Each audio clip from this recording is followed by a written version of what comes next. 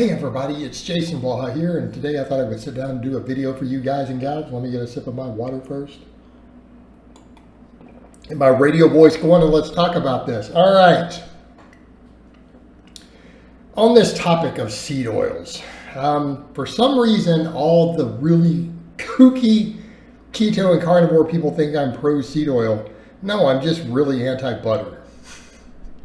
Okay, and we need to be clear on that. Evidence-based, if we follow the evidence, we know that saturated fat is not particularly good for us as a species. It's not. Again, the data is extremely strong for this if you bother to dig into it. The data that seed oils are bad for you doesn't exist. So really on a calorie for calorie basis, yes, technically seed oils are better than animal source fat for the most part in terms of your health. The data is showing this very strongly. That doesn't mean I support that people eat them. I think they have a very niche role. And this is the problem when these topics come up of, I've had people say, well, you talk about saturated fat and refined sugar, but in my particular country or whatever, obesity is going up, but those haven't really gone up, but people are frying more food in oils. And these different points that people make, but it's still the issue of, a lot of empty calories. Therein lay your problem. And this is my problem with the seed oils. I don't think they're unhealthy. In terms of fats go, they're refined. That's the problem. All the good stuff, not all of it. I'm sorry, let me rephrase that. A lot of the good stuff has been removed in the process to make it an oil. Do we see the problem here? Why are we drinking a bunch of oil calories? Why are we adding a bunch of fat to our diet? It's just one of the reasons I tell people, besides because it's saturated being even worse, why I'm telling people not to add a bunch of butter to your food. It's low nutritional value calories. Okay, most of the nutrients have been stripped from the butter. It has. Not subject to debate. We can look at the numbers. You can see it yourself. Most of the valuable stuff in milk that makes milk good has been removed. In fact, when you pull the heavy cream off, milk is possibly even better for you because it's then leaner and still it has a higher concentration on a calorie per calorie basis of all the good stuff you want, the protein, the calcium, the magnesium, the B12, all that stuff, it all gets stripped out of the butter. Okay? So when we're talking with seed oils, we're kind of running into the same problem. We have an obesity crisis. Most of us are not struggling to get enough food to gain weight. Why are we adding liquid fat that has been stripped of some of its nutritional content to our diet with the seed oils? That's the problem. There, again, I want to be clear. I don't think they're actually unhealthy. There is no real evidence to suggest that they are. We need to be clear on that. Generally, when you look at most of the modern studies in the metabolic ward, health markers improve, insulin sensitivity improve, lipid profiles improve when you replace saturated fat even with seed oils. Okay, the data supports this. That being said, let's come back over to my point. We don't need a lot of fat for optimal health or functions as a species. We don't have to have that much of it in our diet. I would generally advocate most people eat leaner diets, and if they're going to add fat to their diet, I would like to see it in more whole foods, polyunsaturated fat form. That's usually going to be, I could say fish, yeah. So fish, but again, we could argue of ALA versus EPA and DHA, whole separate argument. Okay, fish, nuts, seeds. See, again, I would rather people eat seeds and nuts than eat the seed oils. Why? We have all these valuable nutrients. We have all this fiber.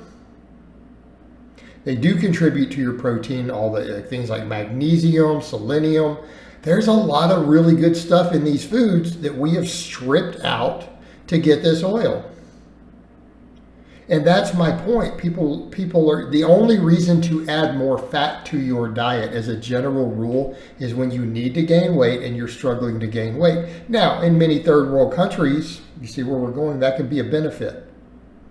We can make the case in many third world countries even some extra animal fat because they may be emaciated, right? All right, so then in the fitness world, we would have lifters add fat to their diet if they're struggling to bulk. I would rather see them add carbohydrate or protein, personally. I have someone who really wants to get leaner while gaining, I would have them force feed protein, a lean protein. But if they're trying to just lean bulk, I wouldn't overfeed protein at all. I would have them eat more whole food carbohydrate. Carbs, carbs, carbs. Okay? We don't even need a lot of animal products to do this, if any. We could actually do it with none and get really good lean gains. So why would we add fat? We add fat when someone struggles to gain weight and they need to gain weight to get bigger. All right, now people would say, so, well, would that be a good place to add the oils? But there are better choices, and that would be my point. Perfect example. What I oftentimes have my hard gainers do is add what? Nut butters, natural peanut butter, almond butter, okay? This is it. Like if you really want to get some high quality fat in that has some valuable nutrition to bring to the table, think about that. What are we getting there? We're getting all that fiber, magnesium. You're getting other stuff. You're getting a lot of different vitamins. Okay, natural peanut butter, natural almond butter, right? That don't have a bunch of either refined sugars added, don't have any hydrogenated oils added, have a bunch of palm oil added, which is again saturated. You don't have these things added in. These are phenomenal ways. I love them. In fact, that is my preferred method. My guys who cannot eat enough to gain weight, think, man, add peanut butter. It's a healthy, clean, whole food. It's very calorie dense, and it is good fats. That makes more sense to me than, hey, let's fry all my foods. And I don't get that when people say, well, how am I supposed to cook all this meat without oils? I don't know why this is a problem. Like, it doesn't register when someone says that to me because I've never used oils to cook meat. I'm 47, I mean, from Texas, guys. I mean, I grew up even barbecuing and all these things. Like, this is not, in my mind, what I think of as a cooking method. So when people tell me this, well, I have to have it to cook these meat, I'm like, I don't understand what you're saying. I don't know if there's some cultural difference when people bring this up, but I'm not even aware of this being a thing. No, you don't. It's not necessary at all. And yeah, I don't get it when people say that. Have you tried just cooking it? So there's no need for it. And this whole idea of frying foods, well, yes, that's a problem. Yes, that is contributing to disease, obesity, cancer risk, cardiovascular disease, because then we're just adding empty fat calories at that point, right? We're just adding empty fat calories, and that's not necessarily beneficial. That is not good if we want to control obesity, body fat, things like that. That is not a wise choice. And it's not that there's anything particularly wrong with seed oils as far as fats go. They're on the better end of the spectrum. It's just the lack of so many of the valuable nutrients have been stripped out of the food, and now we're left with more empty fat calories, even if they're a healthier type of fat. And again, people talk about oxidization and all that other stuff. That's in industrial fryers. That's not what's happening at your home at the small level. That is not a factor for most people. You're not cooking stuff to high heat and cooking 20 meals in a row in the same fryer. So that whole concern when people bring it up is a non-issue unless you were buying your food at McDonald's. And if you're doing that, you don't care about your health anyway, so just stop.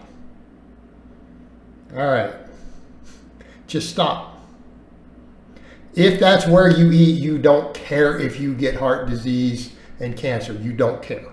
So just quit pretending that you do. All right. So that aside, it's the lack of nutrients. It's the fact that it's just empty fat calories. And so no, from a practical perspective, I don't think it's wise to be adding it to your diet. Like, why would you do that? There are much better nutrition sources if you want to get some extra healthy fats in your diet and you're struggling to get enough calories in. All right, guys, well, that's really all I have to say on that today. I hope it's been informative, and I'll talk to you guys next time.